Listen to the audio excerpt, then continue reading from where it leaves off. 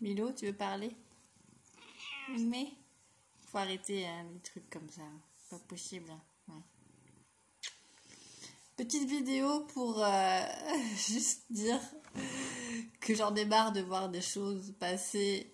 Et ça me heurte les yeux et l'esprit, comme l'histoire des flammes jumelles par exemple. Les flammes jumelles, s'il vous plaît, allez voir déjà d'où ça provient. Qu'est-ce que c'est?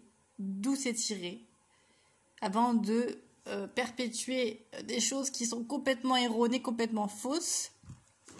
C'est important aujourd'hui de se rapprocher des racines, s'il vous plaît, des racines telles des traditions ou quoi, parce que du coup après, ben, ça fait des croyances erronées supplémentaires et les gens nourrissent ça avec leur mental humain.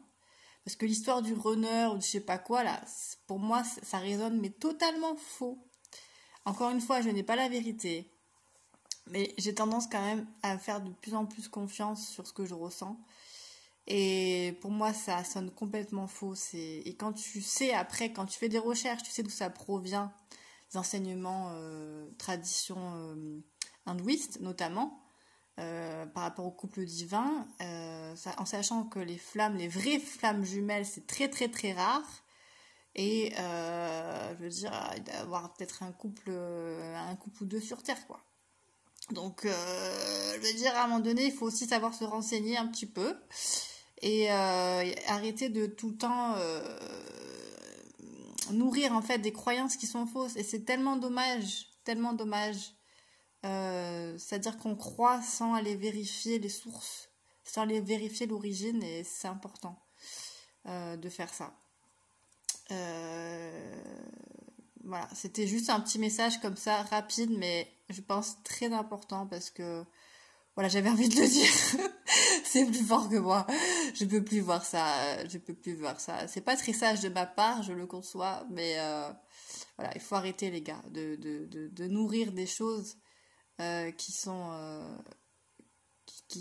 En fait, le problème c'est qu'aujourd'hui, en Occident, on cherche des racines. On cherche sur quoi s'appuyer.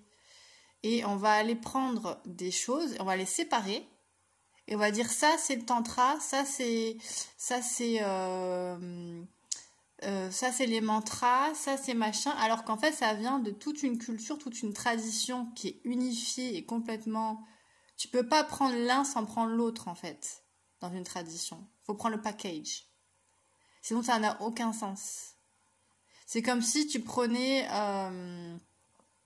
je sais pas moi, que tu parlais que de ta main alors qu'il y a tout le corps entier, tu vois. Enfin, à un moment donné, il faut prendre en compte, je pense, quelque chose de beaucoup plus vaste et arrêter de toujours séparer. Et ça, c'est très la pensée occidentale d'aujourd'hui où on aime bien séparer, mentaliser tout, mettre dans des cases, etc. Et du coup, ça fait des choses fausses après. Et c'est ça qui est dommage.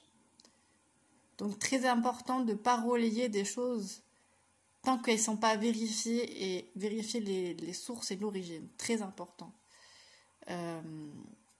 C'est des choses qu'on m'a enseignées, que je transmets à mon tour parce que c'est des choses qui me semblent essentielles. Enfin bref, je vais arrêter là-dessus. Et je vous souhaite une belle soirée. À bientôt.